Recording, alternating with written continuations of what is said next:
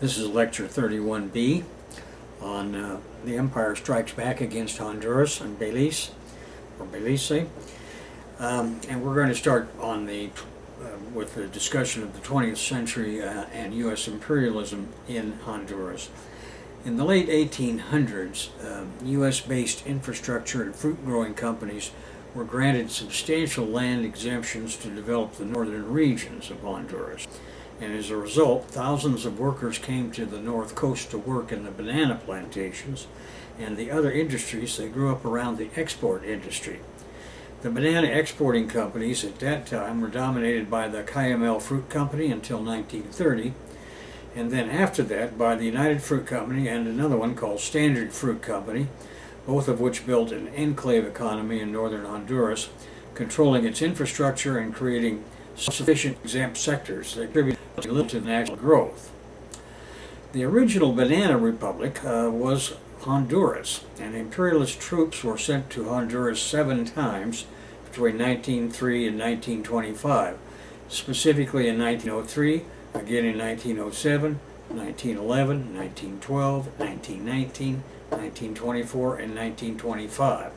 It got to be such a commonplace occurrence that the writer O. Henry in 1904 coined the term Banana Republic to describe Honduras. So it was the original one.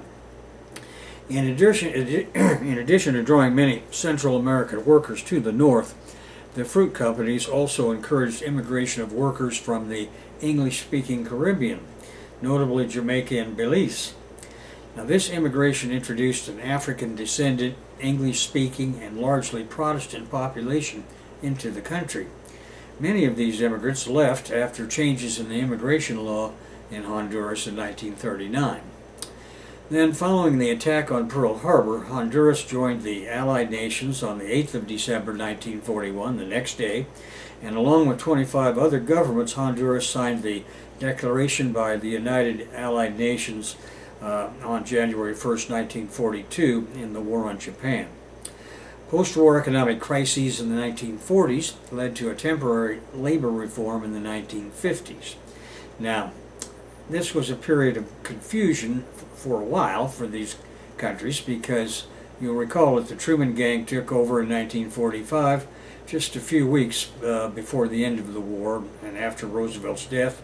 And one of the things, of course, immediately happened is that Truman began to implement what Meyer-Lansky wanted, which was a war policy against the Soviet Union and an absolute reversal of all of FDR's progressive foreign policy, and he got it. But in Central America, the situation still was fluid because the embassy took time, the U.S. Embassy, it took them time to switch over from having a pro-progressive outlook that they'd had during the war years with regard to these countries to having one of adopting an outright fascist attitude.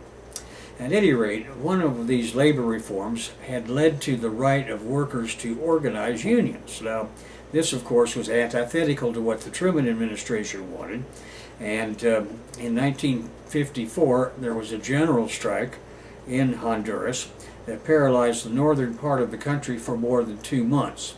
So now the CIA entered the picture to institute a fascist military regime in 1955. It was an exact replay of what they had done the year before to Arbenz in Guatemala.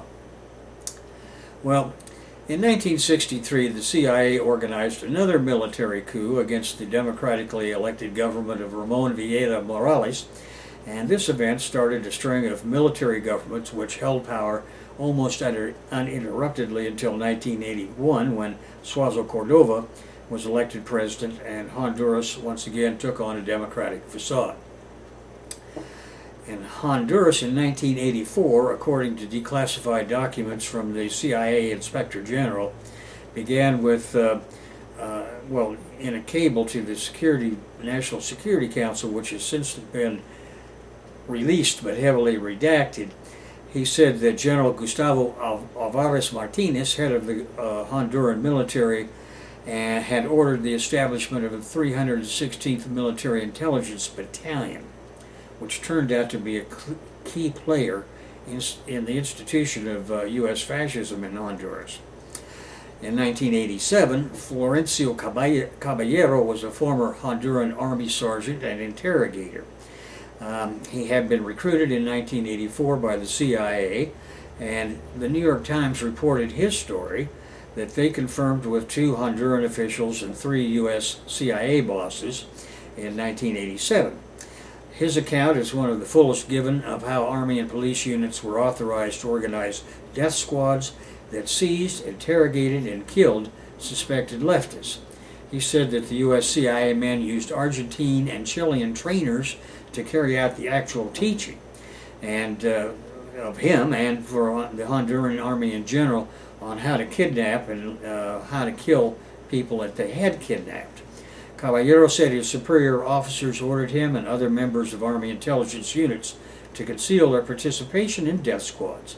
He added that he was sent to Houston for 6 months in 1979 to be trained by CIA instructors in interrogation techniques. At any rate, the New York Times carried this story, and I won't go through the whole thing, but it's the usual sort of thing. They're trained how to physically torture people, how to use psychological methods, and he says that we hid some things from the Americans and interrogated them ourselves, but it was the U.S. agents that gave the orders to the death squads to kill. The CIA had access to secret Army jails and to written reports summarizing the interrogation of suspected leftists, according to Mr. Caballero and 2 U.S. officials. The North Americans also said the CIA knew the Honduran army was killing prisoners. In 1984, a CIA agent was recalled from Honduras after a prisoner's relative identified him as having visited a secret jail. 2 Americans and 1 Honduran official confirmed that. According to Mr. Caballero, the agent was a regular contact between the interrogators and the CIA. Well, in 1995, a special prosecutor for human rights brought charges in July of 95 against 8 retired and 2 active duty members of the Honduran Armed Forces for their role in the kidnapping, torture, and attempted murder in 1982 of 6 student activists. These guys survived their captivity in a clandestine prison, and 2 of those abducted were the daughters of government officials. With the exception of 1 suspect, those under investigation were connected with Battalion 316, the secret Honduran military unit the CIA had set up, whose members were instructed by and who worked under the control of CIA officials. Although Human Rights Watch Americas has pressed for several years for an accounting of U.S. involvement, the Clinton administration did not take any steps to begin to examine the complicity of the U.S. in Honduran abuses until 1995. In mid-June, CIA Director John Deutsch began an internal review of the agency's relationship, he said, with the Honduran military during the 1980s, and he characterized it as an independent review. He said it would yield new information and lessons about how not to do things while I'm director and in the future. But as usual, this was just another lie. Deutsch's announcement came after the Baltimore Sun published a 4-part series in June on U.S. support given to the 316 MI Battalion. Baltimore Sun staff correspondents Gary Cohn and Ginger Thompson obtained formerly classified documents and interviewed 3 former 316 Battalion members to document the breadth and depth of the battalion's close relationship to the CIA. The Sun series followed revelations in March that linked the CIA to serious human rights violations in Guatemala. At any rate, he was removed from his post at the end of March '84. According to the cable, a Honduran human rights group claimed the battalion was responsible for almost all disappearances. At first, the new military leadership was going to dissolve the battalion, but later, as usual, they decided to replace a few senior officers and keep it intact. The CIA Inspector General investigator posed questions, including whether any CIA employee was present during torture or hostile interrogations, and what was known about some of the disappearances and killings. It was also questioned if an employee lied to the House Intelligence Committee, which of course he had.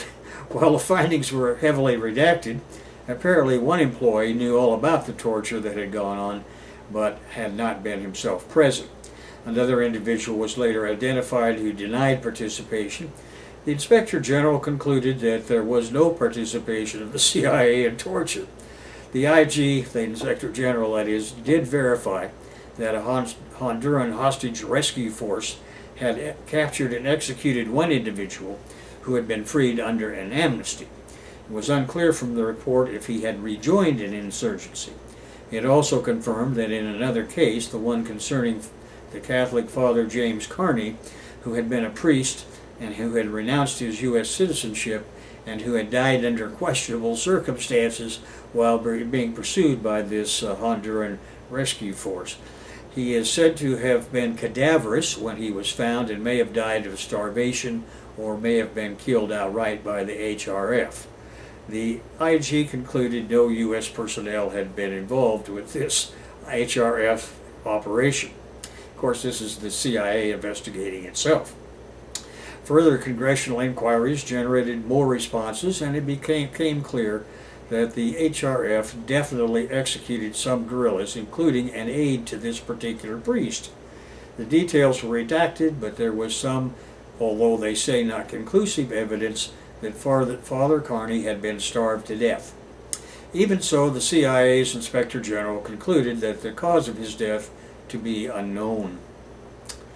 All right, well, in 1969, Honduras and El Salvador fought what was known as the Football War, which there were border tensions between these two countries over the problem of immigration, and Osvaldo Lopez Arellano, a former president of Honduras, blamed the deteriorating Honduran economy on the large numbers of immigrants who were fleeing from the fascist regime in El Salvador.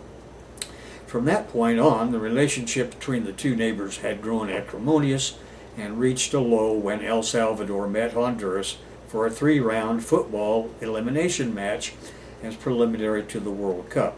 I think you know that when in Latin America, when they say football, they're talking about what in the U.S. would be called soccer. Tensions escalated, and on the 14th of July of 1969, the Salvadoran army launched an attack on the Honduran army. The OAS, Organization of American States, negotiated a ceasefire that took effect on 20 July and brought about the withdrawal of Salvadoran troops in August of 1969. Contributing to these factors to this conflict were, of course, the boundary dispute and the presence of thousands of Salvadorans living in Honduras illegally. People had fled the fascist regime there. After the week-long war, as many as 130,000 Salvadoran immigrants were expelled from Honduras. Matters were made a little bit worse when Hurricane Fifi in 1964 skimmed the northern coast of Honduras and caused severe damage. That was in September of '74. Well, at any rate, a modern telecommunications system was built in Honduras between 1978 and 1982. In 1979, a new civilian government came to power in Honduras. A constituent assembly was popularly elected in April 1980, and general elections were held in November 1981. A new constitution was approved in 1982, and the government of Roberto Suazo assumed power. Suazo won the elections with a promise to carry out an ambitious program of economic and social development in Honduras in order to tackle the country's poverty, which had been made worse by the recession. As president, Roberto Suazo Cordova launched an ambitious social and economic development project, which was fronted by the U.S. aid project and the Peace Corps, and it became the biggest Peace Corps operation in the world at that particular point. Well, the most important development in the early 1980s was that the most important gringo imperialist base in Latin America was built in Honduras with the purpose of supporting U.S. government activities in El Salvador, where the Contra guerrillas fighting the Nicaraguan government also had developed an airstrip and a modern port. Though spared the bloody civil wars racking its neighbor, the U.S. Honduran puppet army brutally waged a campaign against the Marxist-Leninist militias known as the Chichoneros Popular Liberation Movement. Their strategy lay in killing mostly unarmed villagers. This operation included the CIA-organized campaign of murders carried out by nominal government units such as the notable Battalion 316. In 1998, Hurricane Mitch caused massive, widespread destruction, so that former President Carlos Roberto Flores claimed that 50 years of progress in the country had been reversed overnight when Mitch destroyed about 70% of the crops and an estimated 70-80% of the transportation infrastructure, including nearly all the country's bridges and secondary roads. Across the country, 33,000 houses were destroyed, an additional 50,000 damaged, 5,000 people killed, 12,000 more injured, for a total loss estimated by the U.S. Embassy at about $3 billion US. Well, in the 21st century, in 2008, Honduran floods were very severe, and around half the country's roads were damaged or destroyed. In 2009, a constitutional crisis culminated in a transfer of power from the president to the head of Congress. In countries all over the world, the OAS, that is the Organization of American States, and the United Nations formally and unanimously condemned the action of the government as a coup d'etat, refused to recognize the de facto government, and the imperialists submitted documents to their U.S. Congress declaring a coup to be the coup that had just occurred to be legal in 2009.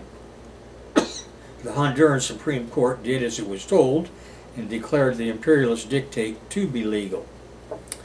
The government that followed the coup in 2009 set up a Truth and Reconciliation Commission, which, after more than a year of research and debate, concluded that this coup had been a legal operation in executive power.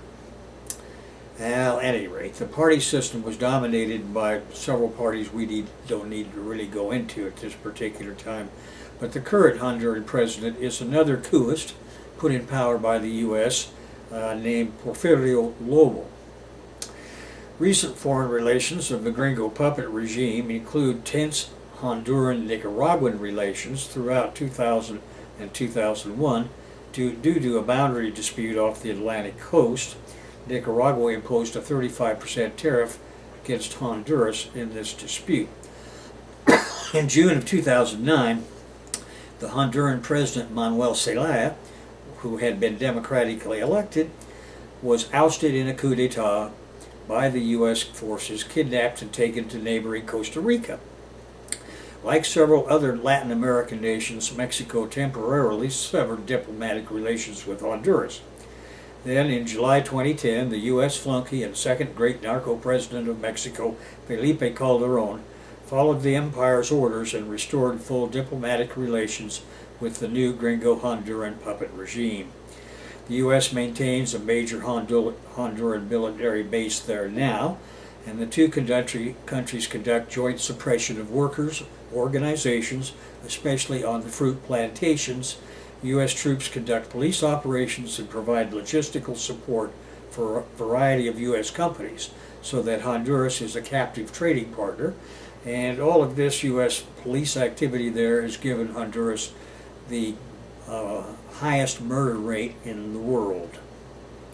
Resistance is growing, however, and Honduran farm workers have carried out massive roadblocks throughout the country demanding land reform. This struggle goes on to this very day in 2015. Honduran farming communities staged a series of highway blockades throughout the country, demanding the approval of a land reform bill which had been stalled in Congress since 2014.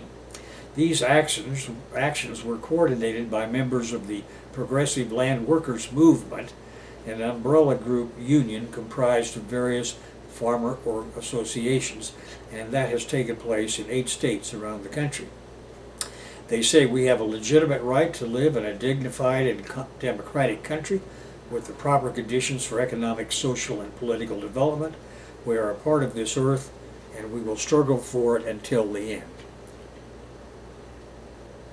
There is currently a severe drought hitting all of Central America and Cuba, so that in a place like Honduras that has no social programs for the protection of workers whatsoever, it is under U.S. police state rule, actually conducted by U.S. troops. They're in a pretty bad situation, these farmers. They are demanding that the government expropriate and redistribute privately owned land, as well as dropping legal charges against 5,000 farm workers, 16 of whom are currently in jail. Recent roadblocks have also received the support of the National Popular Resistance Front, a grassroots movement founded in 2009 to oppose the ousting of former President Manuel Zelaya, who was a strong proponent of land reform. The Honduran campesino groups are being threatened. Campesinos are farmers. The MCP press release went on to note that currently there is total indifference from within the executive and legislative branch to approve a just legal framework that would completely resolve the agrarian problem of this country. Federations of farmer organizations have in the past denounced the criminalization and militarization of their communities amid a culture of repression toward those who speak out. In February 2015, an international campesino organization which coordinates agricultural workers, rural women, and indigenous communities called La Via Campesina has recently been threatened and shot at with no follow-up or protection by the Honduran government. Great surprise. The international organization which defends the rights of small farmers and advocates of food sovereignty, Via Campesina, has had their office shot up in the past month, as well as receiving multiple threats. This has all come without the offer of protection from the so-called conservative government, which is just a puppet regime put in power by the U.S. troops. The Honduran coordinator is Rafael Alegria, a deputy for the opposition Libre Party and one of the country's principal campesino leaders. The information we have is that they created an investigation commission that is supposedly working, but they have done nothing concrete until now. But this is not the first time they have broken in to rob, assault us, threatened us at least 6 previous times, explained Alegria. In 2013, U.S. puppet President Porfirio Lobo accepted in an official communication that Rafael Alegria and other social movement leaders were on a death list of paramilitary groups that the Honduran intelligence unit had uncovered. But of course they're the ones that have the death list. But aside from the announcement, the government has not taken any other action. Alegria sees these attacks as a coordinated strategy of intimidation by right-wing groups within the country. He says what we have seen for several years is the violent evictions of farmers, and that increased in 2014 and 2015. These evictions are meant to destroy crops, houses, and everything else. They've increased the imprisonment of campesinos to the point that there actually are 25 campesinos in jail for land-related struggles, Alegria said. Berta Oliva is the coordinator of the Committee of the Families of the Detained and Disappeared in Honduras. This is a human rights organization that has been following the case of Via Campesina since the first shooting attack on them less than a month ago. What's happening to Via Campesina reflects the contempt that exists in ensuring the rights of social activists and how the state is or is not protecting them. We are worried enormously by the situation facing Via Campesina. This attack has been the most brutal that we have seen these past months, said Oliva. The organization in Honduras will take their claims not only for the need for protection, but their right to land and basic human rights to international organizations in the hope that they can force the Honduran government's hand. Well, on July 28th, just a few weeks ago, Honduran students occupied several universities countrywide to protest registration-related matters as part of an ongoing standoff for several weeks now with university authorities. In the National Autonomous University of Sula Valley, which is the city that's the second largest in Honduras, all classes were halted and the access to facilities were blocked. Just last week, the students ended a 22 day occupation of that facility in view of the imminent threat of military repression. That is, the army was going to be sent in to kill them. The students also planned to save several protests at the National University in Tegucigalpa, and they have organized assemblies to decide measures to be implemented to put pressure on the authorities. Those of you who are interested can follow this on the website of Prensa Latina and Telesur. At any rate, the president has warned the judge to jail a corruption journalist. In other words, President Lobo's actions so far have been to tell the police to jail a journalist who's been exposing corruption. I'm not going to go through that whole case. If you're interested, go to Telesur, go to Prensa Latina, and you can see what kind of a farce that is. Washington is complicit in Honduras' conscription scandal. And that all becomes apparent as you read these reports that are coming out of Honduras. Well, at any rate, this Global TV reported David Romero was charged with crimes including defamation and dangerous slander against Sonia Galvez, the wife of the Attorney General Rigoberto Cuellar. Romero broke the story of how the ruling National Party received $90 million of an estimated $300 million stolen from the Honduran Social Security Institute. The money, they claim, funded Hernandez's costly 2013 presidential campaign against Xiomara Castro, wife of former President Manuel Zelaya, who was removed from office as a result of the U.S. CIA organized military coup. These funds were apparently siphoned off through fake businesses, some of which wrote checks to the party and jacked up prices to fund kickbacks. Bonilla denied the accusations leveled at him by the judge and hit back that the judge was lying. Well, at any rate, disaster capitalism and outrage in post-coup Honduras has combined to create a mess, which you can see in Telesur and Prensa Latina is being reported on a daily basis.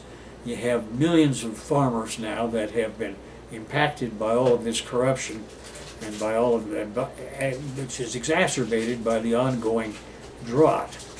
And I'm not going to bother going through all of that, because if you're interested, you can read it. It's the typical story of how the CIA operates wherever it can, and certainly throughout northern Central America. Now, as an aside, I'm going to get to what, in another lecture, into the details of this worldwide chaos program that the CIA is now introducing wherever it can. Since they can't win wars militarily, as in Iraq and Syria and Afghanistan, Libya, and so on, they've settled for a strategy of world in chaos, and now they're applying that to northern Central America, meaning Guatemala, Honduras, and El Salvador. So what they want to do is restart the civil wars in all three of those countries, and I have no doubt that they will, although the governments now in El Salvador, at least, and the progressive forces in Honduras and Guatemala are fighting back and trying to prevent that from happening, but we'll just have to see what does happen. I'm going to skip up to the question of the story of Honduran democracy 6 years after the coup is just a typical sad one.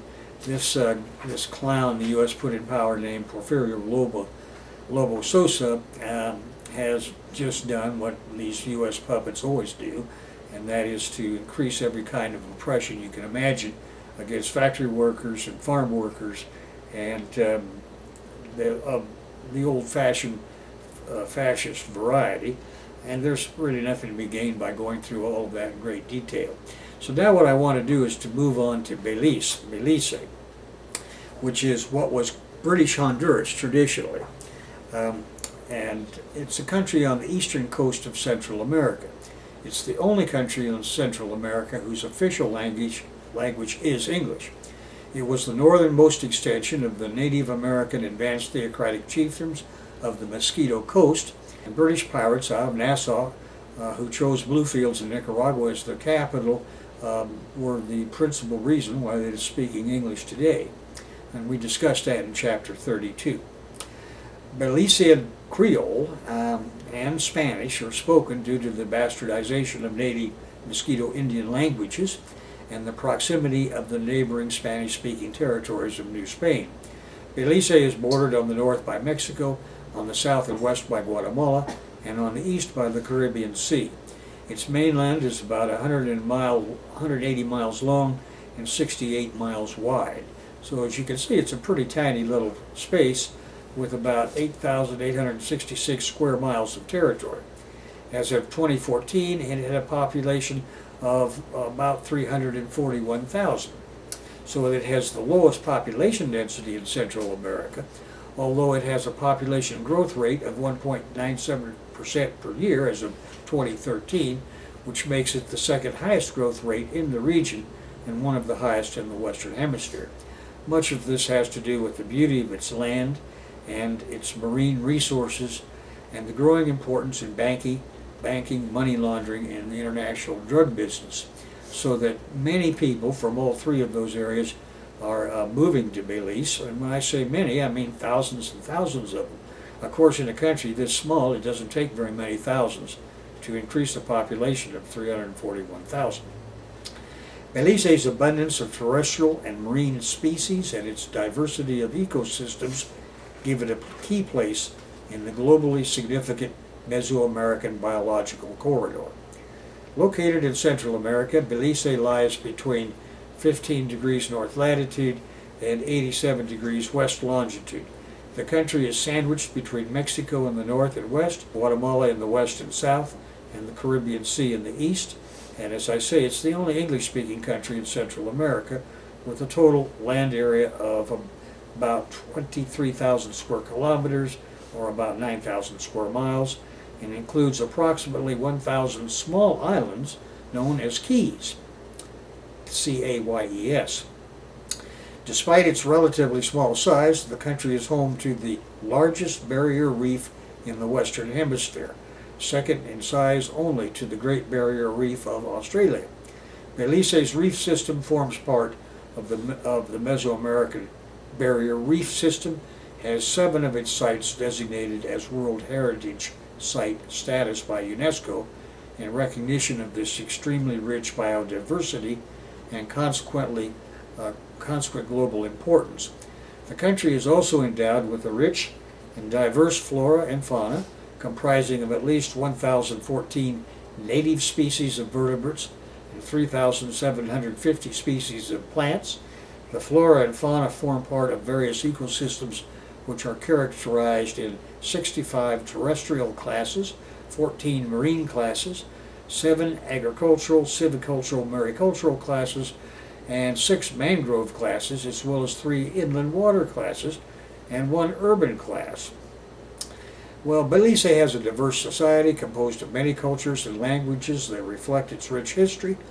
As an individual part of the British Empire, it shares a common colonial history with other Anglophone Caribbean countries. From 1862 to 1973, the area went by the name of British Honduras. It became an independent Commonwealth realm in 1981, retaining Queen Elizabeth II as head of state. Belize is both a Central American and Caribbean nation because of the northernmost extension of the Mosquito Coast. It has strong ties to both the Latin American and Caribbean regions, and it is a member of the Caribbean Community, CARICOM, the Community of Latin American and Caribbean States, CELAC, and the Central American Integration System, SICA, the only country to hold full membership in all 3 regional organizations. Belize is known for its September celebrations, and it has long been a wide distributor of chicle gum and punta music. Now, I got to know this area fairly well when I was an assistant manager for NL Industries in Mexico, and we frequently had to send various kinds of exploratory units into Belize for petroleum purposes. And of course, it's the kind of place that you could drive to that you'd like to get away from Villahermosa when you could, for the same reason every other tourist goes down there.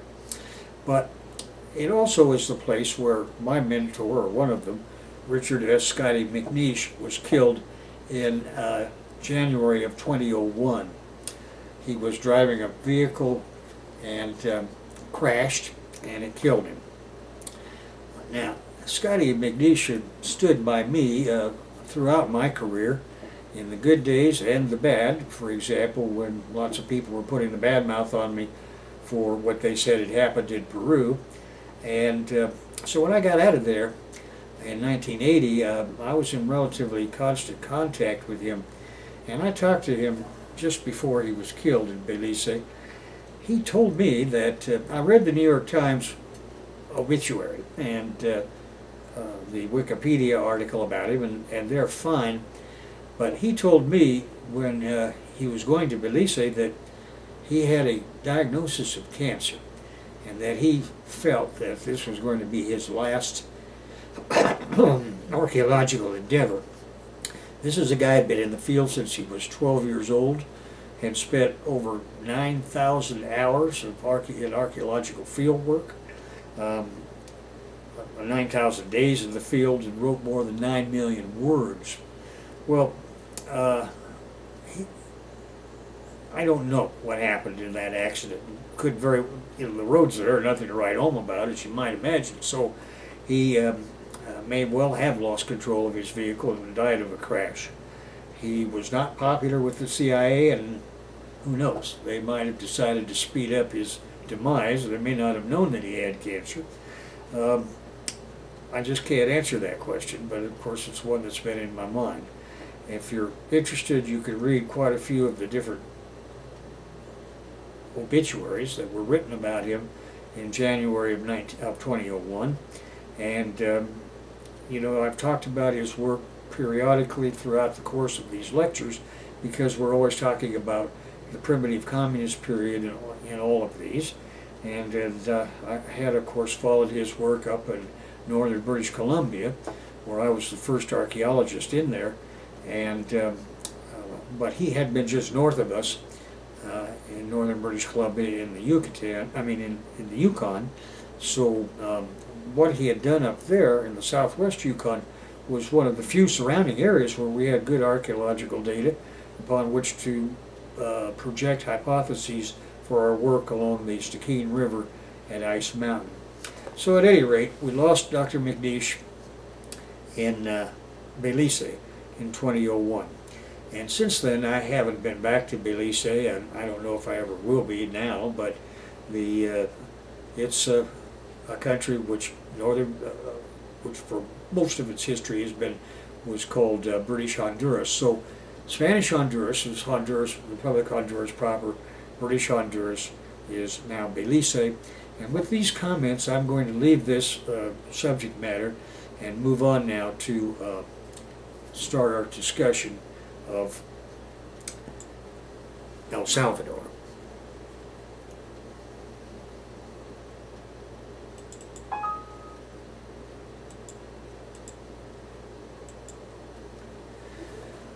This discussion of El Salvador is going to comprise Chapter 49 in next year's ABCs of Communism, Bolshevism 2016 edition, as Chapter 49, called The Empire Strikes Back in El Salvador. And as usual, in the Central American countries, since we didn't cover them in our first series on Latin American fight for communism, we'll now go over a little bit of the physical and geography, environment, and ecology. El Salvador lies in the Isthmus of Central America between latitudes 13 degrees north, longitude 87 degrees west. It stretches 168 miles from northwest to east-southeast and 88 miles north to south, with a total of a little over 8,000 square miles. Accordingly, it is the smallest country in continental America. The highest point in El Salvador is Cerro El Pital at 9,000 feet, located on the border with Honduras.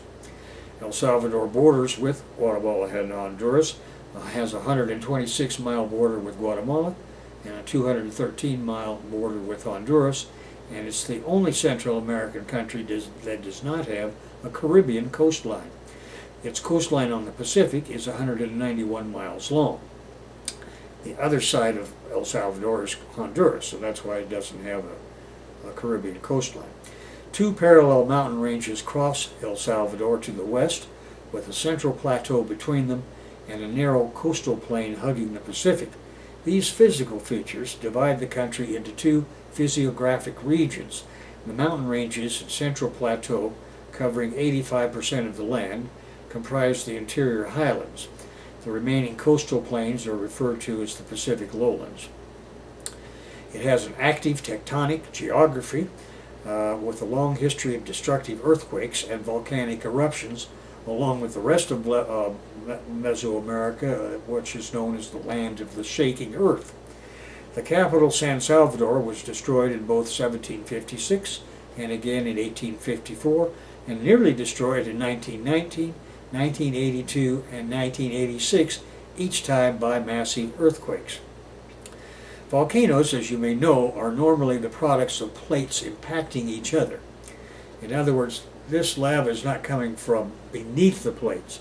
It's coming from within the plates when they impact each other. And Central America is a place where there are multiple plate contacts, so therefore you have lots of melting going on within these plates and lots of volcanoes. El Salvador has over 20 active volcanoes. Two have been very active in recent years, San Miguel and Izalco. Since 1800 and through the mid-1950s, Izalco has erupted with such regularities that the local people there laughingly call it the lighthouse of the Pacific. With each eruption, bright flares have been clearly visible for many miles at sea. At night, its glowing can also be seen as lava flows downward, making the volcano appear as a luminous cone sticking out of the ocean. Its fluvial and lacustrine geography is that it has over 300 rivers, the most important of which is the Rio Lempa, that originates in neighboring Guatemala. The Rio Lempa cuts across the northern range of mountains, and then it flows along much of the central plateau, finally cutting through the southern volcanic range to empty into the Pacific. It is El Salvador's only navigable river. It and its tributaries drain about half of the country's land area. Other rivers are short and drain the Pacific lowlands or flow from the central plateau through gaps in the southern mountain ranges to the Pacific. These include the rivers Guasqueran, Iboa, Torola, Paz, and the Rio Grande de San Miguel. There are several lakes enclosed by volcanic craters in El Salvador, the most important of which are Lake Ilopango and Lake Coatepeque. Lake Guija is one of El Salvador's largest natural lakes. Several artificial lakes were created by the damming of the Lempa River, which is the largest of which is Embalse Cerro Grande. There are a total of 124 square miles of water within El Salvador's borders. Climate. The El Salvador has a tropical climate with a pronounced wet and dry season. Temperatures vary with elevation rather than seasonally, so that the Pacific lowlands are always hot. The central plateau and mountain areas are always moderate, and the rainy season extends from May to October and is the time of year referred to by local people as invierno, that is winter. Almost all the annual rainfall occurs during this period. Annually, the total on southern-facing mountain slopes is about 700 inches. The best time to visit El Salvador for North American tourists would be at the beginning or end of the dry season. Weather is the product of low-pressure systems formed over the Pacific that give heavy afternoon thunderstorms every day. Hurricanes form in the Pacific, with the notable exception of Hurricane Mitch, which formed in the Atlantic and crossed Central America. From November through April, the northeast trade winds control weather patterns. This time of year is referred to by Salvadorans as verano, or summer. During these months, air flowing from the Caribbean has lost most of its precipitation while passing over the mountains in Honduras. By the time this air reaches El Salvador, it is dry, hot, and hazy, and the country experiences hot weather, excluding the northern, higher mountain ranges where temperatures will still be cool. In the extreme northeastern part of the country near Cerro El Pital, snow is shown to fall during summer as well as during winter due to the high elevations and this is the coldest part of the country. Its herpetology, like that of its neighbors, is rather fascinating. There are 8 species of sea turtles in the world, and 6 of these nest on the coasts of Central America, and 4 of them make their homes on the Salvadoran coast. These are the leatherback turtle, the hawksbill turtle, the green sea turtle, and the olive ridley sea turtle. In the book, I'd give you the scientific names for all of these. Of these 4 species, the most common is the olive ridley turtle, followed by the brown turtle.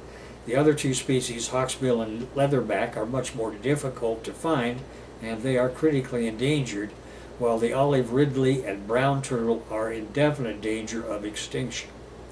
Recent conservation efforts provide hope for the future of the country's biological diversity, but in 1997 the government established the Ministry of Environment and Natural Resources. The National Assembly approved a general environmental framework law in 1999. Specific legislation to protect wildlife is pending. In addition, a number of non-governmental organizations are doing important work to safeguard some of the country's most important forested area. Foremost among these is an organization called Salvador, which manages El Imposible, the country's largest national park, under an agreement with El Salvador's environmental authorities. Despite these efforts, much work remains to be done if any of these species are going to be salvaged. It's estimated that there are 500 species of birds, 1,000 species of butterflies, 400 species of orchids, 800 species of trees, and 800 species of marine fish in El Salvador. Now, in terms of the social evolution, primitive communism and the transition to the servitude epoch, I'm not going to repeat what we've already said about what the 8 stages I as an archaeologist divide Mesoamerica into. I'm going to jump up to the simple chieftain society of El Salvador, about which we know the most, and which evolved from the Native American Lenca hunting and gathering people. These primitive chiefdoms evolved into the advanced theocratic chiefdoms of the Olmec religion. As such, they built monumental architecture known for pyramids of western El Salvador. The Mayan people who arrived from the north settled in western El Salvador, and they carried this religion in. The Hupango supervolcano eruption caused a massive exodus of everyone at that time out of El Salvador. Decades after the supervolcano exploded, many people returned. This time they were joined by the Pipil people, a Nahuatl-speaking group. Nahuatl was the language of the Aztecs. These migrated from Mexico a few centuries before the Roman conquest. Upon arrival, they occupied the central and western regions of what is now El Salvador. The Pipil were the last indigenous people to arrive in El Salvador. They called their territory Cuscatan, a Pipil word meaning the place of precious jewels. In time, this name transformed into the classic Nahuatl Cuscatlan and was Hispanicized as Cuscatlan. Besides the Lenca, a Chilunga Lencan-speaking group settled in the eastern highlands. Cuscatlan was the larger domain until the Roman conquest. The people of El Salvador today are called Salvadoran, although also they use the term Cuscatleco commonly to identify someone of a Salvadoran heritage. The advanced theocratic chiefdoms evolved into the slave stage. In the pre-classic period, we have the advanced theocratic chiefdoms in El Salvador from 1800 BC to 250 BC, the classic period of the early slave stage from 250 BC to 900 AD, and the post-classic slave stage from AD 900 to AD 1500. This, of course, being cut short by the arrival of the Spanish Ronin and their variety of feudalism. In this category of advanced theocratic chiefdom and slave stages are the archaeological parts of Cihuatán, Hoya de Saren, San Andres, Casablanca, Tasumal. And on a map, which we'll have in the book when you get it, you'll see the location of these different national parks. You can go there and visit the archaeological sites, which have been frequently reconstructed. Well, the conquest by the Ronin feudalists occurred by 1521, when the indigenous population of the Mesoamerican area was drastically reduced by the smallpox epidemic that the Spaniards spread throughout the Americas, although it had not yet reached pandemic levels in Cuscatlan, that is, El Salvador. The Spanish Admiral Andres Niño led an expedition to Central America and disembarked on Manguera Island, which he named Petronila, in the Gulf of Fonseca on May 31st, 1522, which, as you recall, is shortly after the conquest of Mexico City, or Tenochtitlan. Thereafter, he discovered Jiquilisco Bay on the mouth of the Lempa River. This was the first known visit by Spaniards to what is now Salvadoran territory. The first indigenous people to have contact with the Spanish were the Lenca of eastern El Salvador. They were also decimated by disease before succumbing to the swords of the Ronin. The conquest of Cuscatlan, or El Salvador, occurred on 1524 to 1525 in an interesting way.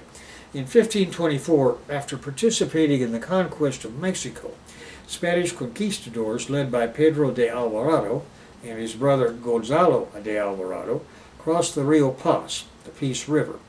They were coming from the area comprising the present Republic of Guatemala into what is now the Republic of El Salvador. The Spaniards were disappointed in El Salvador. The indigenous Pipil people demonstrated no gold or jewels, as had the peoples they had enslaved in Guatemala and Mexico. Now, this wasn't because they didn't have it. I think it's because they knew by this time that the Spaniards were gold hungry, and if they found any valuable gold or jewels, that they would never leave. But however that may be, some of the Ronin settled in El Salvador anyway, or what was called at that time Cuscatlan, and they went about enslaving the indigenous people to work the rich El Salvadorian volcanic soil. In other words, some of these guys were tired of fighting and conquering and gaining nothing, and they decided that their best bet would be to build a latifundia, which is a huge self-contained hacienda, which they would have liked to have had in Iberia if they had been in the class that could have them, which they weren't. So they had become Ronin, unemployed knights, gone to the New World, and if they had lived this long, they were tired of fighting. As I say, the Alvarado brothers led the first incursion by Spanish forces into the dominion of the indigenous nation of Cuscatlan, which we call El Salvador, in June of 1524, and then Pedro de Alvarado realized that civilians there had been evacuated. In other words, they were expected. So again, another reason to think that the Pipil people that were waiting for them had learned that they're gold hungry, they're jewel hungry, and we got to get our people out of here because they will use our wives and children as hostages, and so they did. Remaining were the warriors of Cuscatlan, and they were waiting in the coastal city of Acajutla. Here they took on the Ronin invaders. Pedro de Alvarado approached, and he was confident that the result was going to be as it had been in Mexico and Guatemala. However, this time the people had been ideologically prepared, and they were not as easily subverted as Cortez had subverted them with Catholic propaganda, placing churches over native temples, and he had convinced the indigenous people that the Spanish interlopers were gods. You recall that Cortez had a Aztec de facto wife, a concubine, I guess you could say, or mistress, who had explained to him the legend of Quetzalcoatl and that it would be good if he could pretend that he was one of these returning gods. So he had used all of this intelligence he got from her. But this time the people in El Salvador are prepared. They know the kind of nonsense that the Spanish have been spreading in the north, and so they're not going to be subverted by that. The Alvarados, however, thought that since the Nahuatl-speaking Pipil people they had encountered were speaking the same language as the Aztecs, that this also meant that their indigenous forces could be easily defeated. And in the event, the indigenous peoples of El Salvador did not see the Spanish as gods. They saw them for what they were, foreign invaders. Once the Alvarados arrived, they saw that the Cuscatlan force outnumbered Spanish soldiers and their Mexican Indian allies.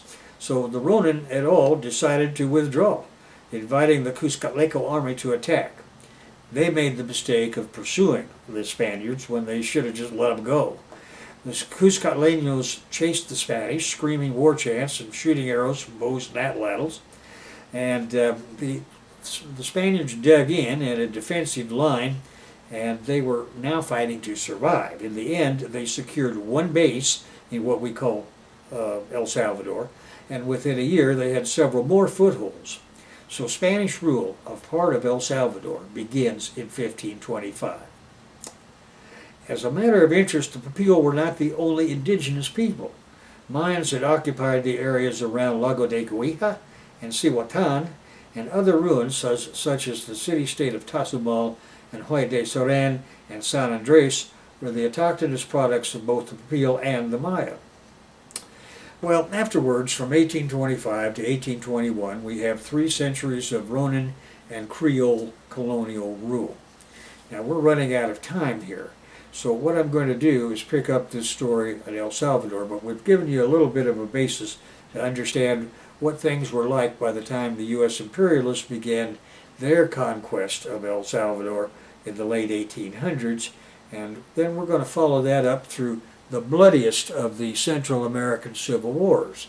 If you thought what happened in Honduras and Guatemala was bad, it's not nearly as bad as what's going to happen in El Salvador. If you thought what happened in Nicaragua was bad, and it was under the Somozas, not nearly as bad as what is about to happen in El Salvador, and we're going to pursue that in the next lecture. So for now I'm going to stop and say that one thing I want to conclude with is this empire of chaos that the U.S. is now imposing upon northern Central America is, for the moment, their way that they have decided to act in the world. Since they can't win anything militarily, this is their fallback position. And I want you to be aware of that, because we are in a very dangerous position right now. And that is because in the Ukraine, in the South China Sea, and in other places, there's a very strong possibility that a third world war could get kicked off, primarily because these U.S. ruling families, even though there's just a few of these trillionaire families, and that we get used to thinking of as being omnipotent, are not. And they have gotten to the point where they don't have any scientific understanding of what's going on in the world, and they have become victims of their own propaganda. And what this may lead them to do is to make a serious error, because neither Russia or Iran or China are going to put up with any kind of attempt to dismember their countries. Now, they apparently have decided to go to peace with Iran, but they are very much looking at war with Russia over the Ukraine and with China over the South China Seas and other areas where they're trying to create problems for China. The Chinese are not going to put up with that kind of bullshit, nor are the Russians. And this could mean World War III, in which case there won't be too many more of these lectures. Well, I guess that's enough for today.